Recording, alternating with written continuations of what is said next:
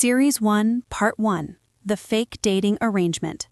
The contract was ironclad, printed on expensive cardstock, and currently nestled in the inner pocket of my blazer.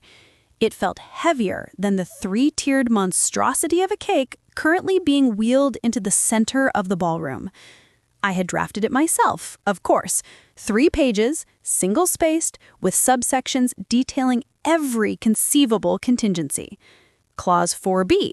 All public displays of affection shall be limited to hand-holding, interlocked fingers permissible, and brief one-armed side hugs.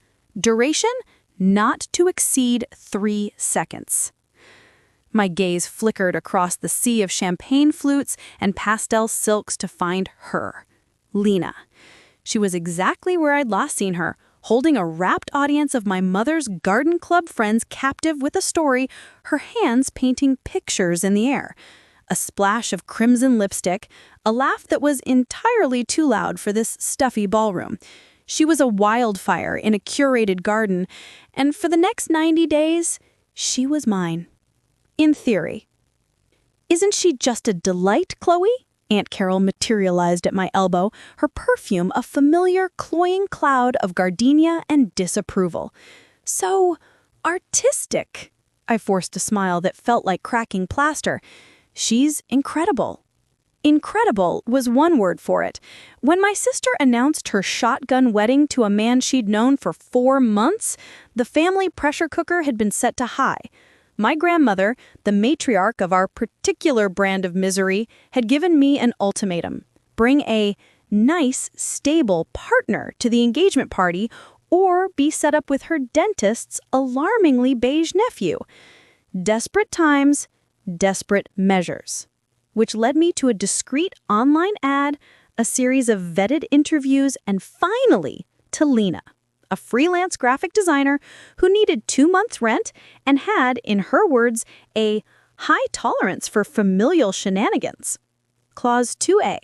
The nature of the relationship shall be portrayed as a loving, committed partnership of 6 months' duration.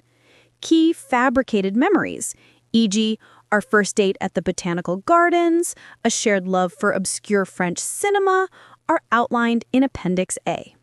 She's a painter, you know. Abstracts, very emotive.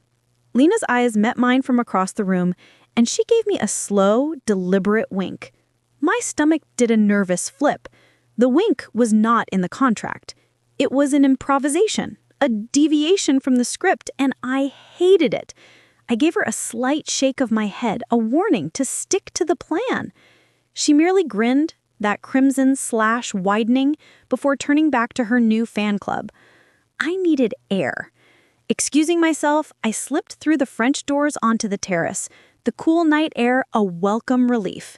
The perfectly manicured lawn stretched out below, bathed in the glow of 100 fairy lights. For a moment, I could breathe. For a moment, the lie didn't feel like it was strangling me. The door clicked open behind me. "Hiding from your adoring fans?" Lena's voice was a low murmur, closer than I expected. "Reviewing the mission parameters," I said, not turning.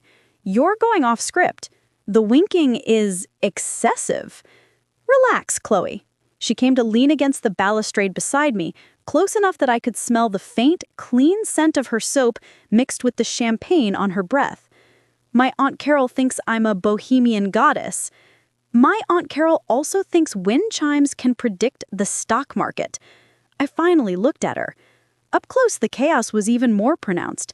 A stray curl had escaped her elegant updo, and a tiny smudge of lipstick was at the corner of her mouth. Without thinking, I reached up, my thumb gently brushing it away. Her breath hitched. My fingers froze an inch from her lips. The air between us crackled, suddenly charged with something that wasn't in the contract. Her gaze dropped to my mouth, and her pupils dilated, the deep brown of her eyes turning nearly black in the dim light. The 3-second rule for physical contact vaporized. The clause about maintaining professional distance evaporated. My heart hammered against my ribs, a frantic, panicked drumbeat. This was it. An unforeseen contingency. A loophole in my perfect, ironclad plan. And as Lena leaned in, closing the microscopic space between us, I realized with a terrifying certainty that I had no idea what to do next.